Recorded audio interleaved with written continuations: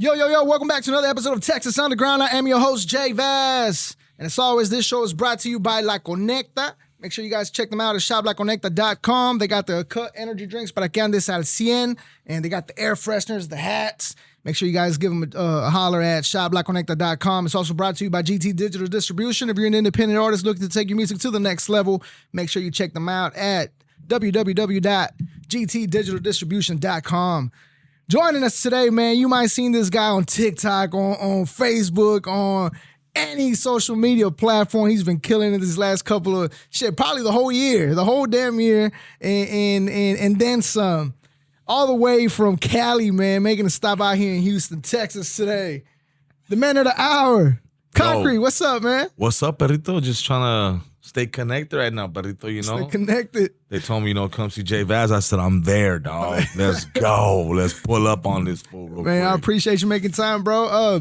You on tour right now? Yeah, I mean, man, we're working on a tour with Los Toxicos. Right here, we're doing a Texas run with my boy, Jerry Garcia. Yeah. And, man, I'm just blessed to be out here in Houston, man. Houston tonight? Yeah. And then you go to Arlington tomorrow? Yeah, tonight we're at the Houston Improv. Tomorrow we're at the Arlington Improv. And then we head back on Friday. And we're back in Cali. And we do a show in Merced, which is, I think, like Northern Cali or something like that. Yeah. Yeah, man. So we're just excited to be there, dog, and just do some shit, you know? Yeah. That's hella dope, man. Let's talk about, the beginning of comedy, man, because I know, like I said, I remember you from the music scene. And you're into comedy now, and you do these skits, and it's like, it never ends. You got an idea every fucking day, and it's different. Do you remember what skit's the one that broke you through? I think the skit that I felt like I was at some point shadow banned because I was doing a lot of fight stuff, but the one that like really people started really noticing that I was taking it seriously. I think it was a skit that I did. It was I was doing a remix of like some R. Kelly interview that he had done, and I was playing the cameraman in that interview. Yeah, and that one like got me a lot of attention. And I think if as far as breakthrough, probably be like my Tepi character. Yeah, that was like the first skit where everybody was like, "That's the character, bro. That's the one that you need to keep doing." Skits on. Yeah. And then everywhere I go, that's people are always like, they recite this, the skit to me or the dialogue. They're like, who are we gonna sacrifice, perro? And that's the one that just kind of hits with everybody, you know? And it's my homeboy yesterday, that's why he's like, man, he's the one that talks about who we will sacrifice. Yeah. Yeah, that's dope. As far as the content, man, like I said, it's never ending. It always some new and something funny. I mean, you were a construction worker a couple days ago. You were pumping gas this morning. Yeah. How do you come up with all these ideas, bro? I just pray to the comedy gods every day, man. I couldn't tell you. I've always had crazy shit in my head, and I've always when I was rapping, it was when you're a rapper, you try to have this persona about you where you can't be smiling, you can't be jokester, and you can't do none of this shit. And when I think about the guys that did that, it was maybe one, and it was probably like Ludacris that had some type of comedy and humor to his rap and his music videos, and but I didn't, coming from LA, it's like that's not what's gonna work in LA, Yeah.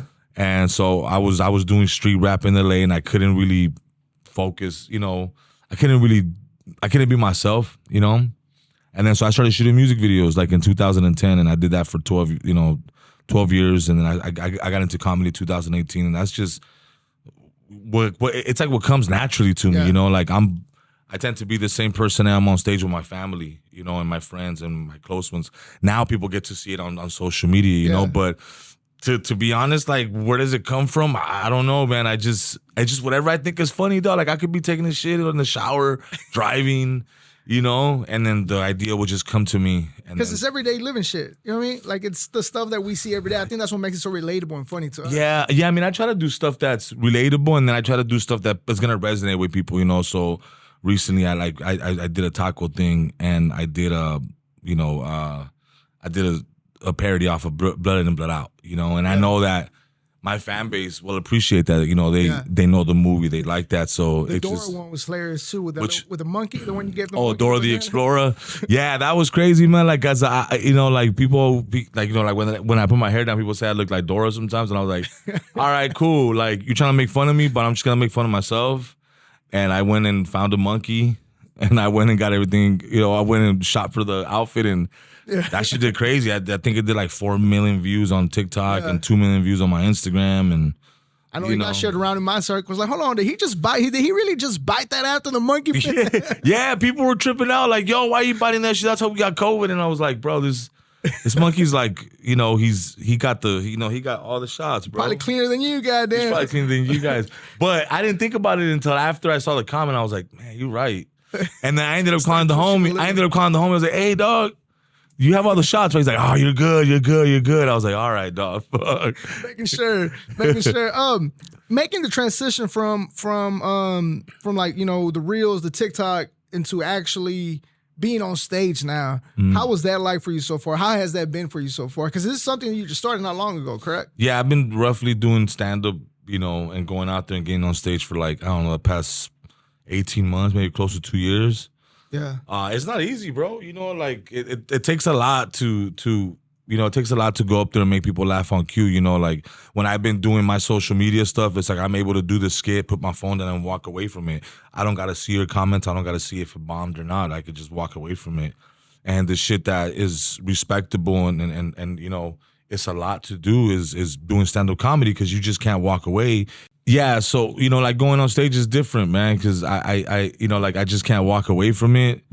You got to stay there. And yeah, I mean, has it been easy? No, hell no, it hasn't been easy. It's like you really got to write and you really got to, I think the biggest mistake that I did in the beginning was I thought that I was going to be able to bring my social media comedy and somehow verbalize it and that it was going to resonate with people when I was on stage. And that wasn't the case. It's a whole different animal, dog. Like once you get on stage, there's an art to this. Yeah. And in order to get good, you got to respect the art and you got to really try to be a stand-up comedian and be funny. And that's been my goal for the last year and a half, has been like, okay, cool. Like if I really want to be a staple or if I really want to be a name in this comedy shit, I got to do what the greats did and I got to do what everybody else did is really pay my dues and get out there on stage and eat some shit and make people laugh and eat some shit and make people laugh and let the chips fall where they may, you know what I'm saying? Yeah. But I'm just, I really respect the craft and I'm really trying to make it happen. Yeah, because the way I look at it is like with social media, like you said, you put your phone down, it is what it is. You don't have to go back and read the comments. Nah, you can leave and just delete it. But the immediate reaction of, if something ain't, funny to the crowd or to a certain, it might be funny in Houston tonight. Yeah. And then Dallas might not even fuck with it. And then, yeah. Has that happened to where it gets kind of awkward? Mm-hmm.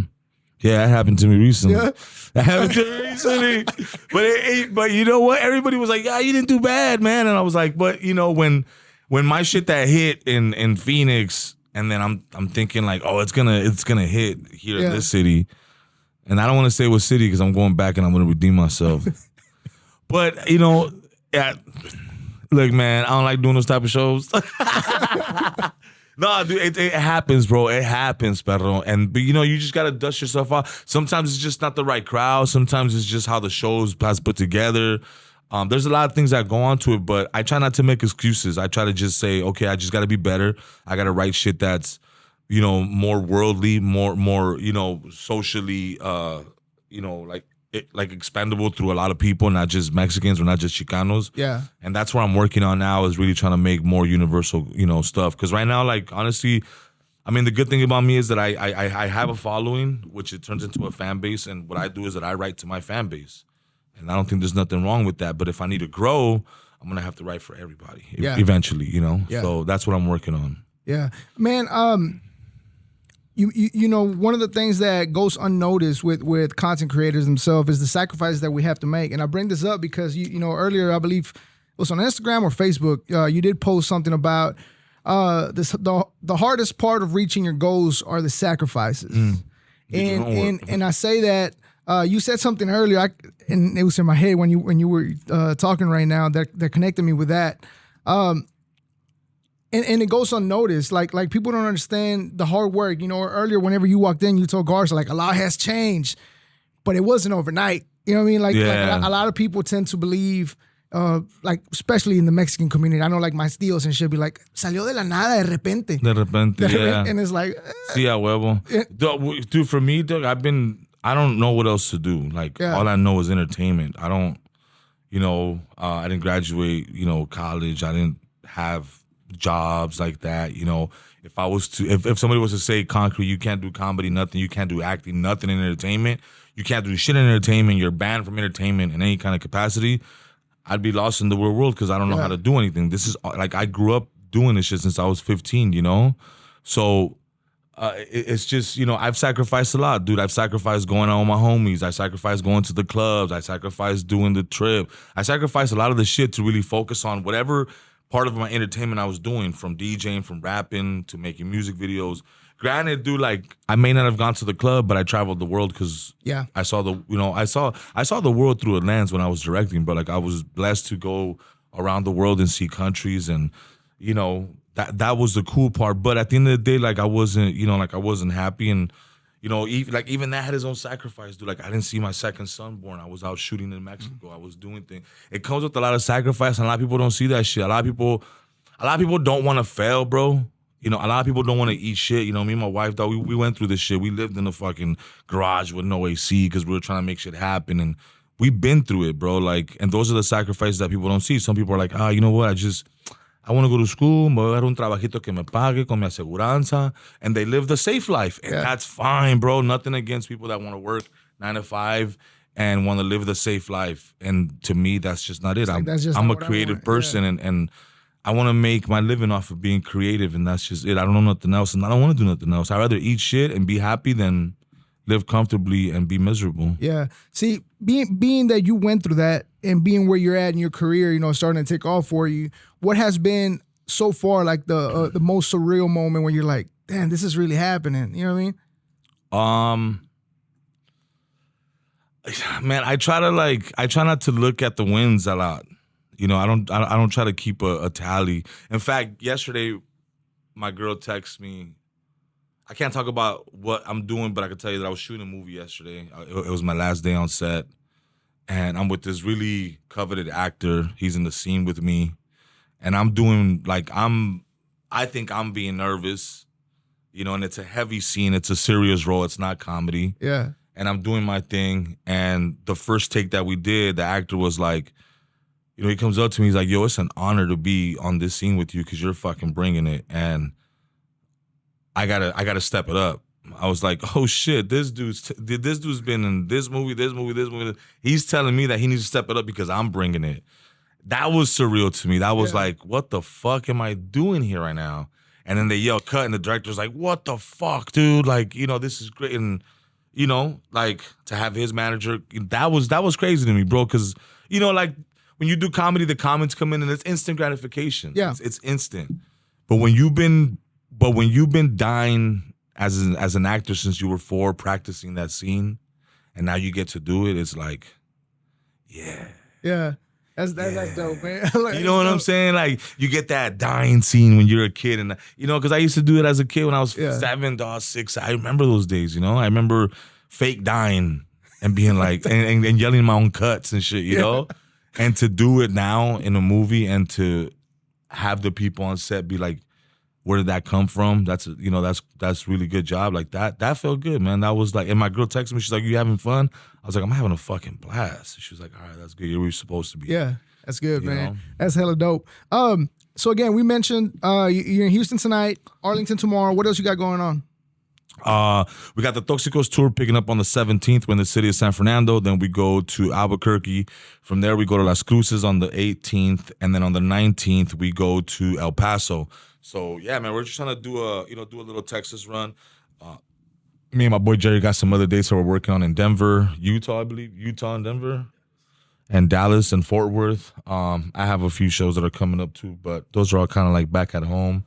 I have Ontario Improv, and I have some San Jose Improv, and some other stuff down in LA, man. And happy to say that we sold out 5 shows at the Stand Up Comedy Club back at home. That's cool, man. I think that was one of those moments too, man. Because I didn't think, like, to sell one show, like, okay, possible, very, I have quite a bit of fans to do it. Yeah. But it still doesn't mean that people want to come see you live, right?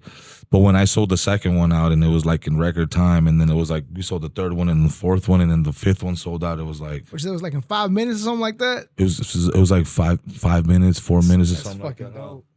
Yeah, look at Mark. He don't even know what the fuck. How fast did we start out the stand up?